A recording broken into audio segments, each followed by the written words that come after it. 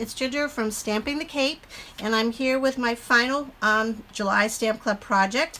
I've done first this box that holds a grandma's cookie in it. I'm featuring, actually, just to let you know, the grandma's house stamp set. And then we did this little triangular box that holds a tied stain stick, which comes in very handy for grandmas. And then our final project is this card that I'm doing. So let's get started with this project. I started with a 4 1/4 by 11 inch piece of Sahara Sand cardstock. If you want to do a standard 4 1/4 by 5.5 card, you just need to cut it to 5.5 by 8.5 and score it that way if you want it to open the standard way, but I decided to do it this way. And I've got a piece. What I did was I took a piece of, this is the Woven Threads Designer Series paper, and I took a piece that's 4 by 5 1/4, and I cut it at 3 inches, and I'm going to use this piece on the top and this piece on the bottom. So I will just attach that first, and then we're going to do some stamping and die cutting.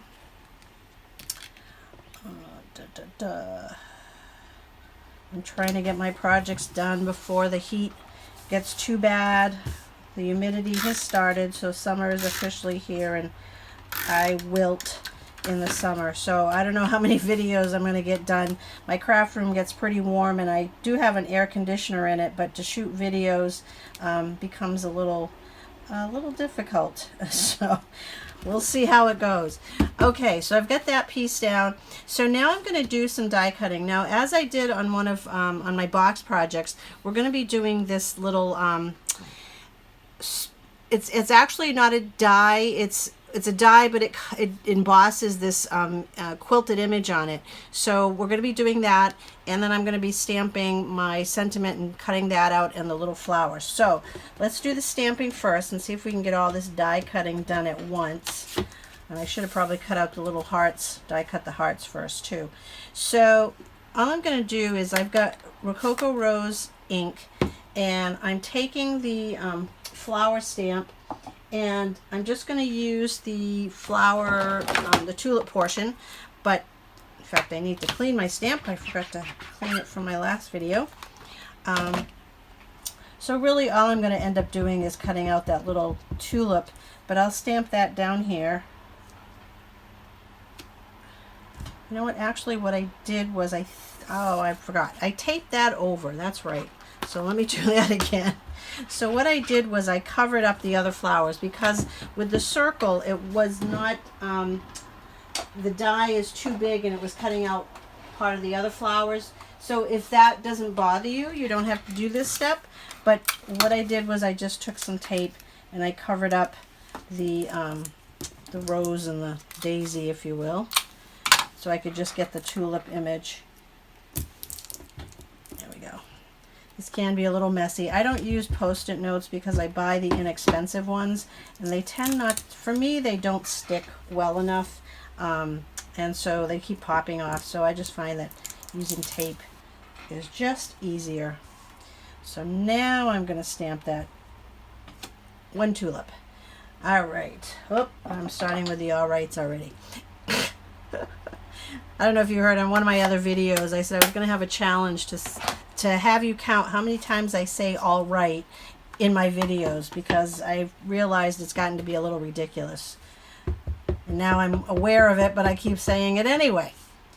So let me stamp this sentiment. Every time a baby is born, so is a grandma, which I think is kind of cute. Oh, don't say it, don't say it. I'm going to bring over my big shot. Let me get some room here so we can do some of this die cutting and whatnot.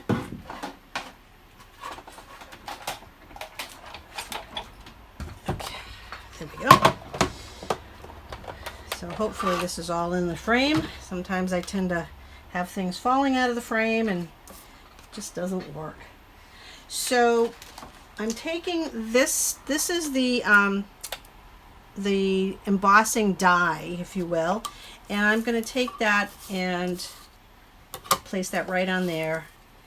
And then, I keep sticking to tape. I'm going to do my little framed image.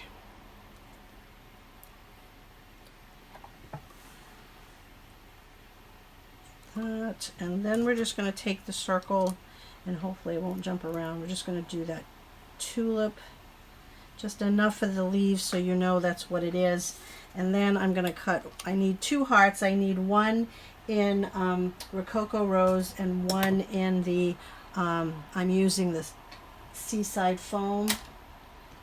I mean, excuse me, Seaside Foam? No, Seaside Spray. I'm thinking of Soft Sea Foam. And then I'll do one in Rococo Rose. So let's get that cut.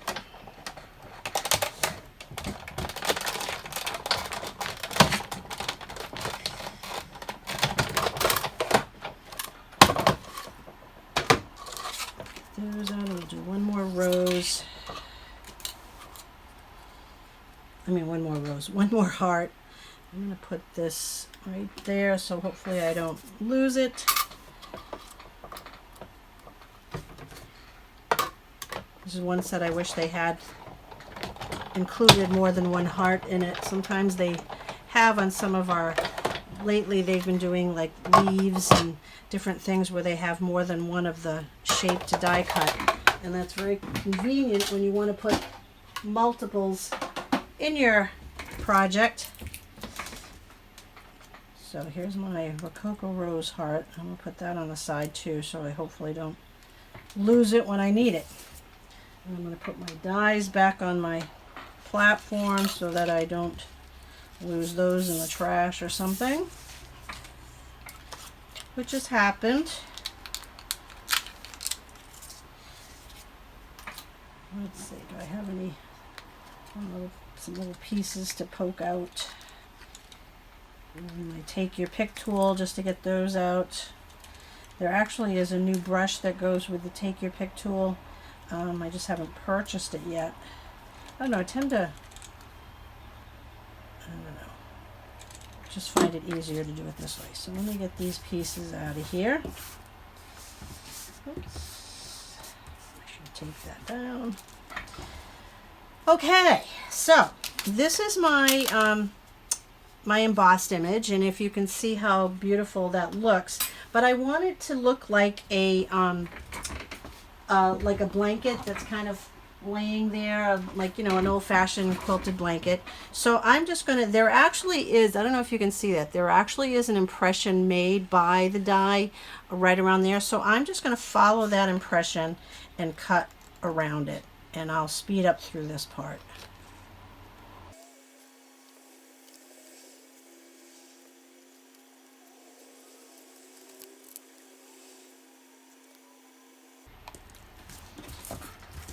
There we go. Okay, so I think we have all of our components ready. Of course, I'm always saying that and then I don't. So the first thing I'm going to do is I'm going to attach my blanket, if you will, my little quilted piece.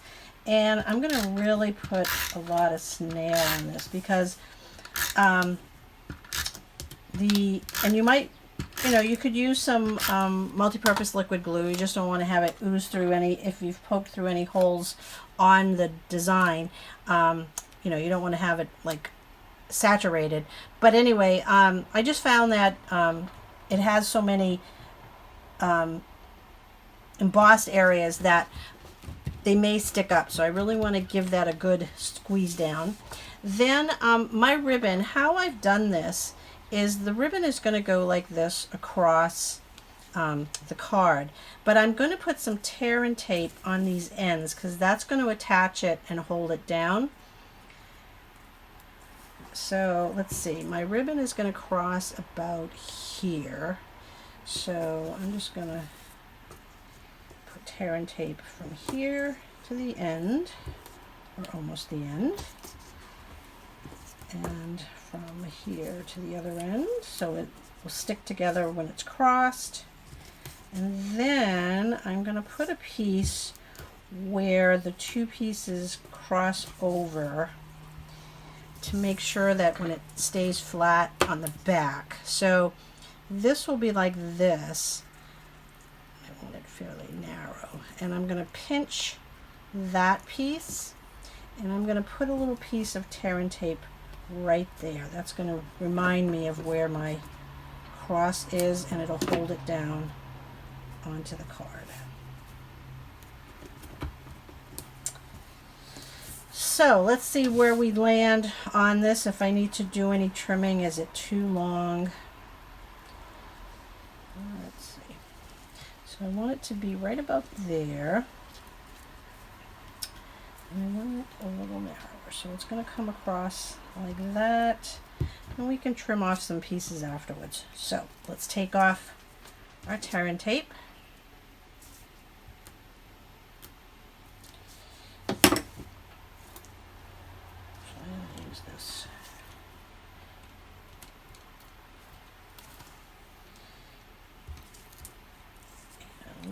My piece here.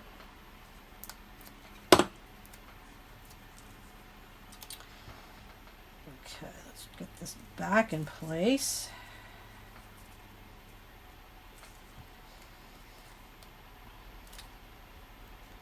I want these to be a little closer together. You know what, I think I'm going to stick that down there. And then we can cross these over. We'll have, oops, get a little further up. There we go, one a little further. Okay, so we can cross these over. I want them a little narrower.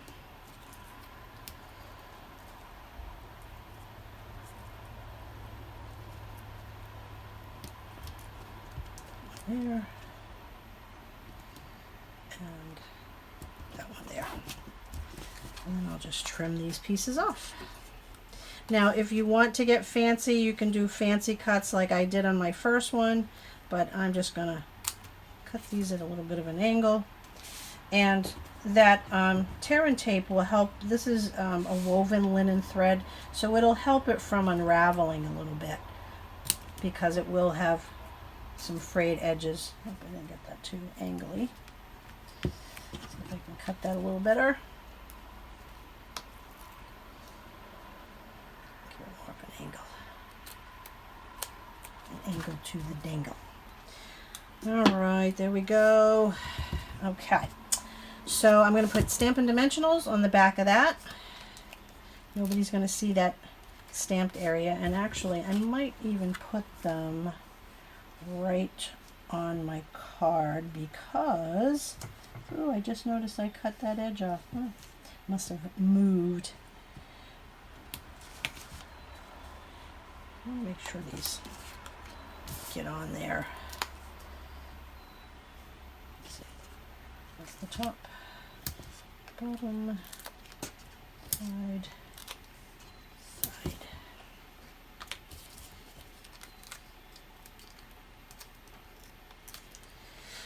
There. I'm bummed. I cut that off. Oh well. That's going to go like that. Our little tulip is going to go on the top with a dimensional. And I did this in pinks and blues because I thought, well, you know, if you give it to someone, if they don't know the sex of the child yet, it makes it, you know, it doesn't make it gender biased. Or if someone has already had the child, you can make it all pinks, all blues, or still keep it, you know, or make it more neutral colors. You can use other DSP, but there we go. And then we're just going to finish it off with some more pearls.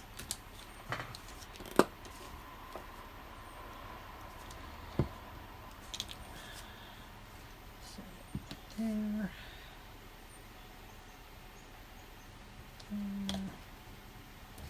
There. Oops. And then I'm going to throw one down here. Oop. What happened to it? I had it. There it is. One there. And what did I put? One over here. Okay, so that was pretty quick and easy. Most a simple card. So here's my projects for this month. Again, we've got my little triangular box, and then we've got our little cookie box. So I hope you enjoyed those projects. Remember, if you place an order this month by July 29th, using this host code, I'll send you the paper products for these 3 projects. I also have my fall Christmas Stamp-A-Stack coming up. That information is on my blog, and I'll put links to it. There is a PDF on my blog that'll have the measurements and the supplies I use for these projects. And don't forget, it's bonus days for July. When you spend $50, you receive a hostess code worth $5 towards a purchase in August, and you also earn mermaid rewards from me, so that's an extra bonus. Check that out. And if you want to join, this is a great time to join Stampin' Up. You don't have to be a demonstrator that holds workshops and whatnot. You can just be a hobby demo. But for $99, normally you can select $125 in product. This time you get to add $30 more, so you can select $155 in products for $99, free shipping, and then you'll get a code that you'll be able to use for $10 towards a future purchase, and it'll be good till October 31st. And this is also a great time. You know, we've got the holiday catalog coming up. Demonstrators will be able to actually order from the holiday catalog starting August 1st. So if you joined at that point, you could add items to your starter kit from the holiday catalog. So it's lots of stuff going on, but I hope you enjoyed these videos. Thanks very much for watching, and we'll see you next time. Bye-bye.